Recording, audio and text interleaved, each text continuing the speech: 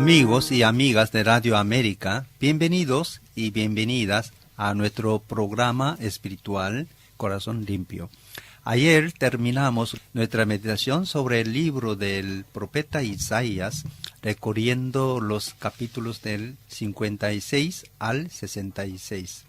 La larga mirada que debemos al libro de Isaías nos llevó a encontrarnos con uno de los profetas más importantes del Antiguo Testamento, uno de los gigantes de la fe, que por experiencia y preparación supo llamar su pueblo a la conversión y al arrepentimiento, echando en el corazón de un pueblo rebelde y desconsolado la semilla de la esperanza y de la presencia de Dios.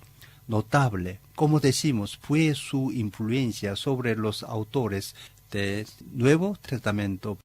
Hoy damos continuidad a nuestra reflexión, volviendo al Nuevo Testamento para encontrarnos con la primera carta de Timoteo. Las cartas dirigidas a Timoteo y a Tito forman un grupo homogéneo dentro de la colección de los escritos paulinos.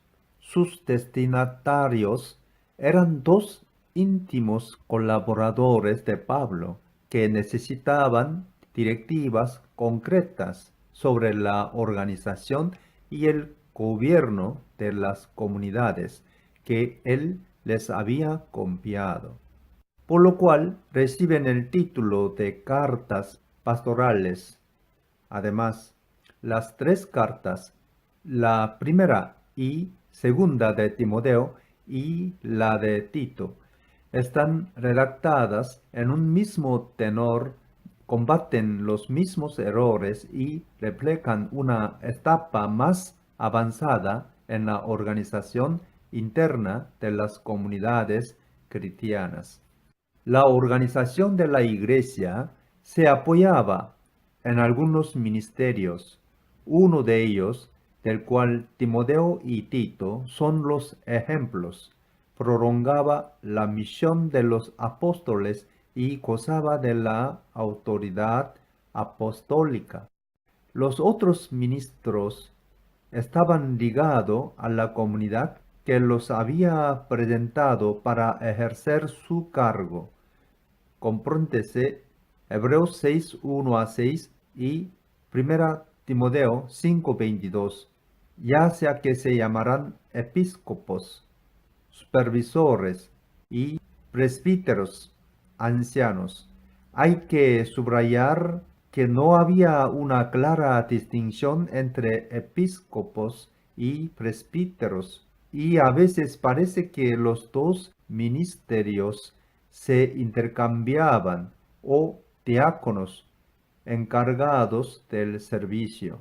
Tenemos que hacer un esfuerzo para comprender esa complementariedad, debido al cambio que ocurrió en la Iglesia y que unificó en pocos siglos esos ministerios tan diferentes en el marco de un clero jerarquizado.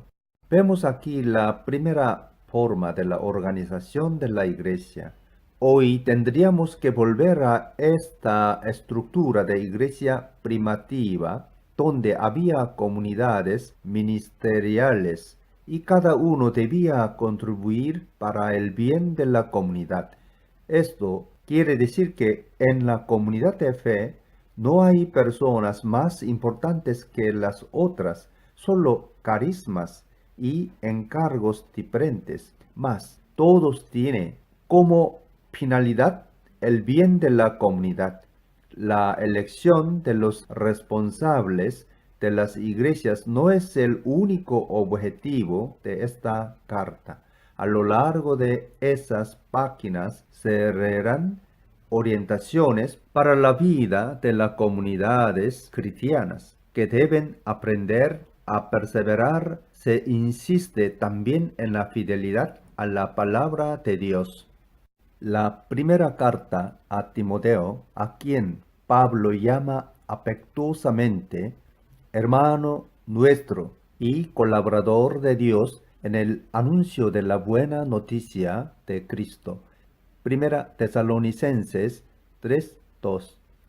Contiene una serie de recomendaciones prácticas sobre la necesidad de conservar y transmitir con felicidad las palabras de Jesucristo y la doctrina que es conforme a la piedad, es decir, la tradición apostólica.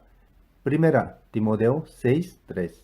Sobre los criterios que deben regir la elección de los ministros de la comunidad. Primera Timoteo 3:1-13. Y acerca de las obligaciones de Timoteo con respecto a las diversas categorías de fieles, ancianos y jóvenes. Primera Timoteo 5:1-2. Viudas. Primera Timoteo 5:3-16. Presbíteros. Primera Timoteo 5:17-22. Y esclavos. Primera Timoteo 6:1-2. En particular, Pablo inculca a su discípulo la necesidad de combatir a los que enseñan doctrinas falsas. Primera Timoteo 1:3. Y lo exhorta a practicar la piedad y el desinterés pastoral para mantenerse sin mancha e irreprensible hasta la manifestación de nuestro Señor Jesucristo. Primera Timoteo 6:14. Estructura de la carta. 1. Saludo. Primera Timoteo 1:1-2. 2. Las falsas enseñanzas y uso incorrecto de la ley. Primera Timoteo 1:3-11. 3. La vocación de Pablo y la misericordia de Dios. Primera Timoteo 1:12-20. 4. Instrucción sobre la oración. Primera Timoteo 2:1-7. 5. Instrucción a hombres y mujeres. Primera Timoteo 2:8-15. 6. Las cualidades de los ancianos de la comunidad. Primera Timoteo 3:1-7. 7. Las cualidades de los diáconos. Primera Timoteo 3:8-13. 8. La Iglesia y el misterio de Cristo. Primera Timoteo 3:14-16. 9. Los falsos maestros y los verdaderos. Primera Timoteo 4:1-5. 10. Actitud de Timoteo. Primera Timoteo 4:6-16. 11. Deberes hacia los miembros de la Iglesia. Primera Timoteo 5:1-25. 12. Actitud de los esclavos. Primera Timoteo 6:1-2a. 13. El orgullo y la codicia. Primera Timoteo 6:2b-10. 14. Timoteo, hombre de Dios. Primera Timoteo 6:11-16. 15.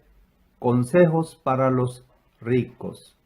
Primera Timoteo 6:17-19. 16. Recomendación final y despedida. Primera Timoteo 6:20-21. Comentario. 1. Saludo. Primera Timoteo 1:1-2. En Primera Timoteo 1:1-2 encontramos el saludo inicial. Pablo, apóstol de Cristo Jesús, por mandato de Dios nuestro Salvador y de Cristo Jesús, nuestra esperanza, a Timoteo, mi verdadero hijo en la fe. Que Dios el Padre y Cristo Jesús, nuestro Señor, te concedan gracia, misericordia y paz. Pablo una vez más habla de su identidad de apóstol. Habla de Dios como Salvador, cuando normalmente en sus cartas aparece la mención a Dios como Padre. Parece que en este escrito el protagonista principal es Dios. Jesús aparece aquí como aquel que hace la voluntad de Dios y lo revela a la humanidad. Pablo también de Cristo como nuestra esperanza. Por eso debemos ser imitadores de Cristo. No podemos negar que el pueblo judío es el pueblo que Dios eligió para ser su testimonio en el mundo. Pero cuando escuchamos de su actuación para con los palestinos, nos entristecemos por tanta crueldad que contrasta con el papel histórico y religioso a que fueran llamados. Creemos, como dice Pablo, que en Cristo todos somos uno, judíos y no judíos. Pero en este momento ellos están alejados de Jesús, rechazaron a Jesús como Mesías y continúan esperando otro Mesías. Dios hará cuando Él quiera con que los judíos vuelvan a Cristo, pero por ahora hacemos voto que por lo menos se concentren en preparar el camino para que este Mesías esperado por ellos puede llegar trabajando con esmero para la justicia y la paz, porque si continúan alimentando la ideología de pueblo superior, como hacen ahora, nunca tendremos una convivencia pacífica en Oriente Medio. Los cristianos también necesitan poner su confianza en Cristo y en la madurez espiritual, dejando de lado toda contienda para el poder y la grandeza humana, y que todos sepan que Jesús murió en la cruz y nos mostró un camino de humildad y entrega que todos deberíamos seguir. Pablo continúa su saludo llamando a Timoteo de verdadero hijo en la fe. En Hechos 16, 1-3, se nos dice brevemente quién es Timoteo. Llegó Pablo a Derbe y después a Listra, donde se encontró con un discípulo llamado Timoteo, hijo de una mujer judía, creyente, pero de padre griego. Los hermanos en Listra y en Iconio hablaban bien de Timoteo. Así que Pablo decidió llevárselo. Por causa de los judíos que vivían en aquella región, lo circuncidó, pues todos sabían que su padre era griego. En 2 Timoteo 1:4-5, Pablo habla de Timoteo y de su carácter, y al acordarme de tus lágrimas, anhelo verte para llenarme de alegría.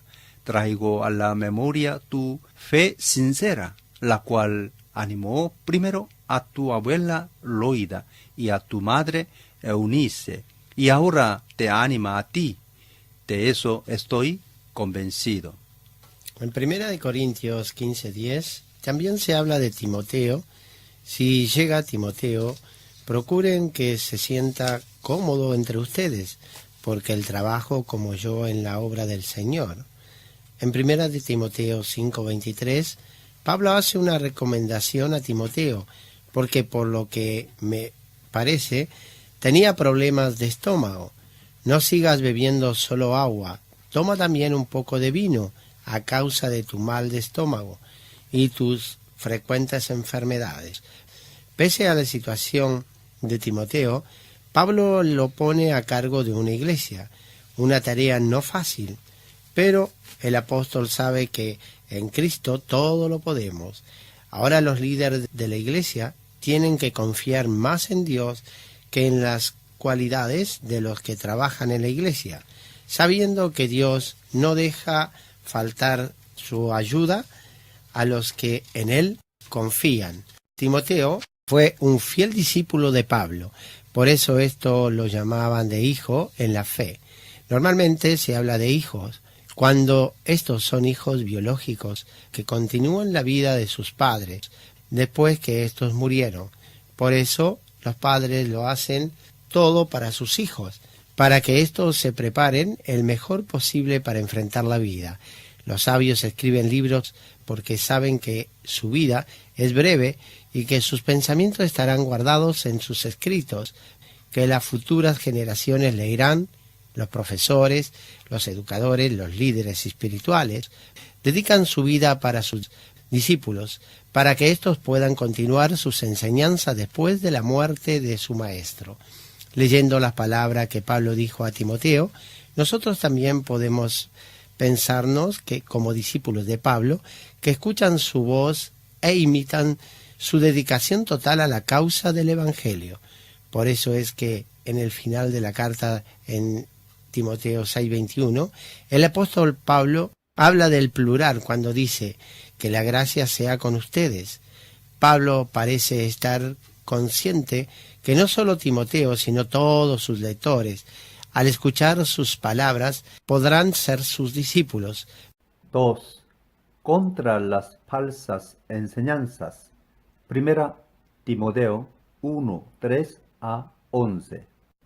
Pablo dejó a Tito en la isla de Creta y a Timoteo en Efeso, y los puso como líderes de la comunidad. Pese a sus jóvenes edades, en Tito 1:5, Pablo dice a Tito: te dejé en Creta para que pusieras en orden lo que quedaba para hacer, y en cada pueblo nombrarás ancianos de la iglesia de acuerdo con las instrucciones que te di. Tito tenía mucha fuerza interior y quizás más capacidad, y por eso lo dejó en Creta, donde el trabajo pastoral era más difícil, y puso a Timoteo en Efeso.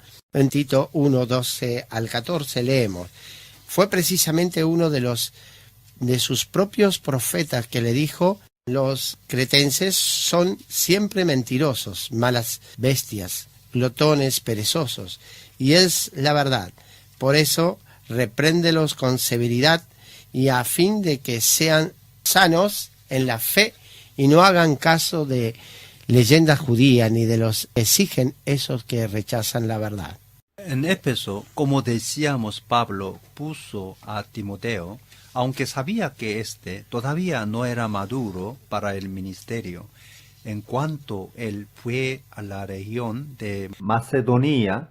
Por eso no hay que buscar a los perfectos para liderar, sino que hay que poner personas buenas y dejar que en la oración, en el trabajo pastoral, puedan crecer en su ministerio.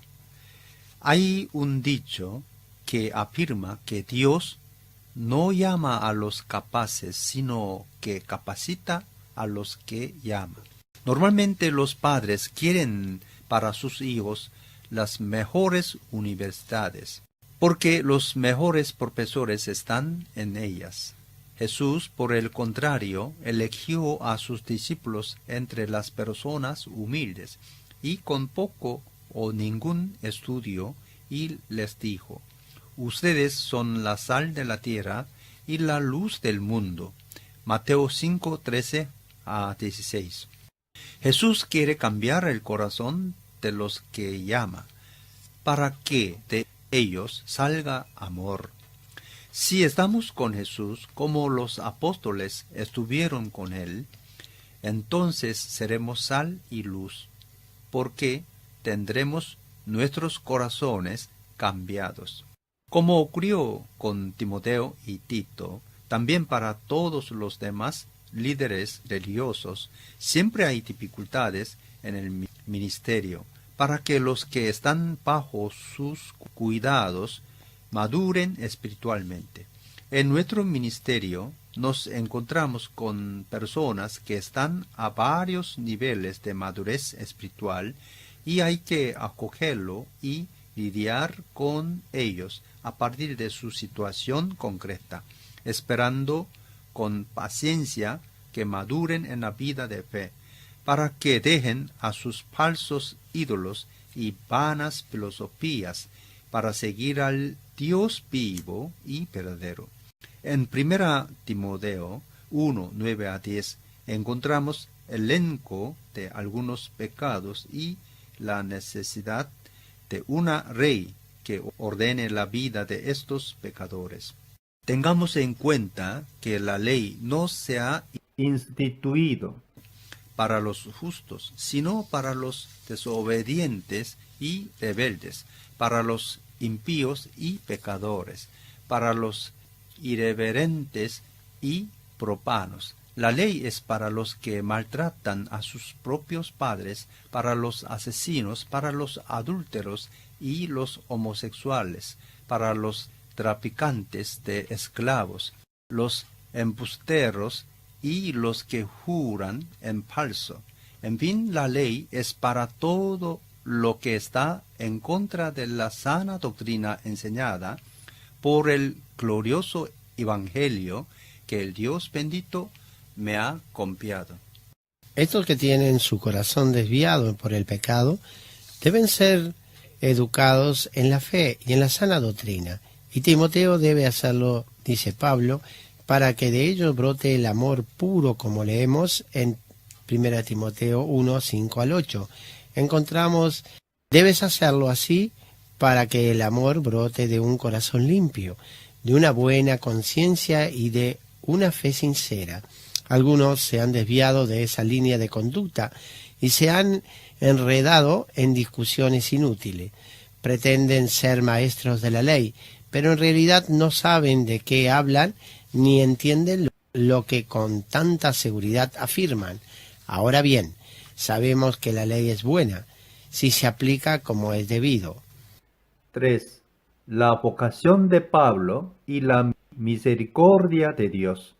1 Timoteo 1, 12 a 20.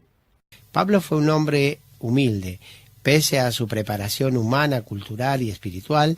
En 1 Timoteo 1:16, el apóstol habla del por qué Jesús los llamó a este ministerio. Pero precisamente por eso Dios fue misericordioso conmigo, a fin de que en mí, el peor de los pecadores, pudiera Cristo Jesús mostrar su infinita bondad. Así llego a servir de ejemplo para los que creyendo en Él recibirán la vida eterna. Las personas, mirando para Pablo, convencían que la misericordia de Dios podía llegar también hasta ellos, no importa en qué situación se encontraba en aquel momento. En 1 Timoteo 1:17, Pablo alaba al Señor como Rey. Por tanto, al Rey eterno, inmortal, invisible, al único Dios, sea honor y gloria por los siglos de los siglos. Amén. Amén. A partir de lo que dijo en los tramos de arriba, el apóstol da un consejo a Timoteo y a todos los que leerán sus escritos. En 1 Timoteo 1, 18, 20 leemos: Timoteo, hijo mío, te doy este encargo porque tengo en cuenta las profecías que antes se hicieron acerca de ti. Deseo que, apoyado en ellas, pelees la buena batalla y mantengas la fe y una buena conciencia. Por no hacerle caso a su conciencia, algunos han naufragado en la fe. Entre ellos está Himeneo y Alejandro, a quienes he entregado a Satanás, para que aprendan a no blasfemar. Pablo llama a Timoteo para que trabe la buena batalla de la fe y para que mantenga la fe y una buena conciencia. 4. Instrucción sobre la oración. 1 Timoteo 2, 1 a 7. En 1 Timoteo 2, 1 a 2, Pablo invita a orar por toda la humanidad. Así que recomiendo, ante todo, que se hagan plegarias, oraciones, súplicas y acción de gracias por todos, especialmente por los gobernantes y por todas las autoridades, para que tengamos paz y tranquilidad y llevamos una vida piadosa y digna. La plegaria normalmente es una oración elevada a Dios para una tercera persona o pueblo. Es una oración universal. La oración, naturalmente, es el diálogo personal con Dios. La súplica es un pedido a Dios por una necesidad concreta, mía o de otra persona. La acción de gracia es una oración de agradecimiento a Dios. Estos cuatro tipos de oración son para todos los seres humanos. No importa cuál sea su posición social. Por eso hay que orar para todos, también para los poderosos. En 1 Timoteo 2:2-4 leemos: especialmente por los gobernantes y por todas las autoridades, para que tengamos paz y tranquilidad, y llevamos una vida piadosa y digna. Esto es bueno y agradable a Dios nuestro Salvador, pues Él quiere que todos sean salvos y lleguen a conocer la verdad. Algunos creen en Jesús durante las dificultades o en los momentos de gran peligro, como una guerra o una catástrofe natural, etc. Pero la mayoría de las personas creen en Dios en la normalidad de su vida. Pablo ora por las autoridades para que se mantenga la paz social y poder así aprovechar mejor de esta tranquilidad para difundir el mensaje evangélico. El apóstol sabía que había mucha corrupción e injusticia en su tiempo, pero no quiso quejarse de eso. Su único deseo era poder anunciar la salvación traída por Cristo, porque es cambiando el corazón de las personas que podremos tener un mundo mejor y más humano. Por eso Pablo en 1 Timoteo 2:5-7 quiere que el orante sepa con quién está hablando cuando ora, porque hay un solo Dios y un solo mediador entre Dios y los hombres, Jesucristo hombre, quien dio su vida como rescate por todos. Este testimonio Dios lo ha dado a su debido tiempo, y para proclamarlo me nombró heraldo y apóstol. Digo la verdad y no miento. Dios me hizo maestro de los gentiles para enseñarles la verdadera fe. 5. Instrucción a hombres y mujeres. 1 Timoteo 2:8-15. Pablo da algunas indicaciones a los hombres y a las mujeres. En 1 Timoteo 2:8 les pide a los hombres que oren con pureza de corazón. Quiero pues que en todas partes los hombres oren levantando las manos al cielo con pureza de corazón, sin enojos ni contiendas. El apóstol sabía que si el hombre no ora y no ablanda su corazón, se pelea, igual que los hombres mundanos o los machos de otras especies, que siempre están pronto a la contienda. Hay que poner la mirada en el Señor y orar para que podamos madurar en la vida de fe y ser más humanos. En 1 Timoteo 2:9-15 se habla de las mujeres. En cuanto a las mujeres, quiero que ellas se vistan decorosamente, con modestia y recato, sin peinados ostentosos, ni oro, ni perlas, ni vestidos costosos, que se adornen más bien con buenas obras, como corresponde a mujeres que profesan servir a Dios. La mujer debe aprender con serenidad, con toda sumisión. No permito que la mujer enseñe al hombre y ejerza autoridad sobre él. Debe mantenerse ecuánime, porque primero fue formado Adán y Eva después. Además, no fue Adán el engañado, sino la mujer, y ella, una vez engañada, incurrió en pecado, pero la mujer se salvará siendo madre y permaneciendo con sensatez en la fe, el amor y la santidad. Lo que leemos arriba Sobre la mujer hay que entenderlo a partir de la cultura de aquel tiempo que tenía una dimensión patriarcal. Por eso es necesario entender este texto dentro del contexto global de la Biblia, porque en otras de sus cartas Pablo habla de la sumisión y la obediencia nacen del amor y del respeto recíproco. También debemos decir que cierto feminismo actual es exagerado porque, como respuesta al machismo del hombre, quiere tener la misma postura de supremacía, pero en versión femenina. Lo mejor sería que hombres y mujeres que son diferentes y al mismo tiempo se complementan entre sí. no busquen la contraposición para ver quién es el más fuerte y pueda ganar la pelea, porque tiene más poder, sino la colaboración para el bien de ellos mismos y de todos. Una palabra sobre la maternidad. Es verdad que se pensó por mucho tiempo En la mujer como ama de casa, donde cargaba con el peso de la familia y del hogar, mientras el marido trabajaba fuera.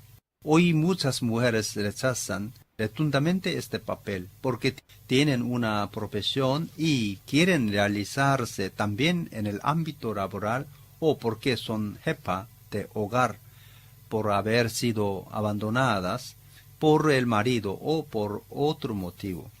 A un hombre que ama a su hijo de sangre puede ser que él sea más fácil amar también a su mujer. Si éste además valora que todos somos hijos de Dios, con certeza amará más a su mujer e incluso a sus hijos, porque sabe que todo viene de Dios. Pero tampoco podemos negar que por su constitución física y psicológica es la mujer que puede cargar el hijo en su barriga, que puede dar la luz y que tiene un don especial de ternura para el cuidado y la educación. Creo que debemos recuperar esta dimensión tan importante para la familia y para el mundo. Hoy no más como el único papel de la mujer, sino dentro de una nueva relación de pareja basada en la paridad de derechos y deberes, donde el hombre colabore en la familia, no solo como proveedor de bienes materiales, sino también como cuidador y educador de los hijos y del hogar junto con su pareja. Pablo escribió en Romanos 5:12, por medio de un solo hombre el pecado entró en el mundo, y por medio del pecado entró la muerte. Fue así como la muerte pasó a toda la humanidad, porque todos pecaron. Aquí vemos en el responsable del pecado es Adán, el primer hombre, no solo la mujer como parece sustentar la primera carta de Timoteo. Además, Timoteo dice que no permite que las mujeres enseñen y que ellas deben dedicarse a su familia. Pero sabemos que en las primeras comunidades cristianas había mujeres que tenían encargos de responsabilidad. Por ejemplo, en Filipenses 4:2 se habla de Evodia y Síndique. En la carta a los romanos aparecen otras tantas como Pebe, la madre de Rupo, Julia y la hermana de Nereo y otras. Y en Hechos, donde se habla de una pareja de nombre Áquila y Priscila, amigos y colaboradores de Pablo, el apóstol en Gálatas 3:28 dice claramente que en Cristo no hay inferiores y superiores, sino igualdad substancial. Ya no hay judío ni griego, esclavo ni libre, hombre ni mujer, sino que todos ustedes son uno solo en Cristo Jesús. La Biblia también usa el simbolismo matrimonial para indicar la relación de Cristo y de la Iglesia. Esto nos dice que la relación matrimonial de los cristianos es sumamente importante porque espeja la relación de Cristo con su Iglesia. Un día que comía con un amigo mío, él me contó de que su mujer, que ya tenía unos 65 años, le preguntó si éste todavía la amaba, y él respondió que sí. Entonces ella le dijo que sí, de verdad la amaba, le comprará una joya por el día de su cumpleaños. Una clara señal que el amor no tiene edad y que en la relación de pareja hay que declararlo y cultivarlo por toda la vida para que no se afloje. Un pastor muy querido por los miembros de su iglesia por su capacidad de pastorear, invitado por su preparación a predicar en varios lugares, me decía que para él tenía mucho más valor ayudar en la madurez espiritual de los que tenía a sus cuidados que ser apreciado como buen predicador. En 1 Timoteo 2:15 leemos: pero la mujer se salvará siendo madre y permaneciendo con sensatez en la fe, el amor y la santidad. Así el pastor se salvará dedicando su vida y amando personas a Cristo y viviendo en la sabiduría de la fe, del amor, de la santidad. Es aquí donde reposa su honor delante de Dios. Normalmente un pastor carga con una familia espiritual y sea en una tarea difícil que necesita de mucha dedicación. Dios con certeza valora este trabajo. En Corea un hombre puede ser poco conocido, pero si de su enseñanza salen hombres sabios, este hombre será tratado y respetado como un gran sabio. De igual manera, un hijo bueno valora a sus padres, por eso es cosa buena que todos sembramos algo para contribuir para el bien de la humanidad. Lo que decimos en estas líneas es para afirmar que la salvación es fruto de la fe, pero también de obras excelentes que alguien hace contribuyendo para la vida y para el bien de todos en campo cultural, médico, científico, político o en obras de solidaridad. Amigos y amigas, terminamos aquí nuestro recorrido sobre los primeros 2 capítulos de la carta a Timoteo. En estos capítulos nos encontramos con algunos consejos importantes sobre nuestra vida de fe. Hagamos tesoro de estas palabras para poder madurar espiritualmente. Les invito, como siempre hago, a estar conmigo el próximo sábado, siempre a partir de las 19:30. Así meditaremos sobre restantes capítulos de la primera carta de Timoteo. Dios les bendiga con abundancia y les proporcione una semana de paz y serenidad en Cristo Señor, caminando sin perder la esperanza, porque Dios está con nosotros y nos guía. Como decimos más arriba, no hay límite de edad para amar, y también decimos ahora, no hay límites de edad para convertirse al amor de Dios. Buena semana y hasta luego, si Dios quiere.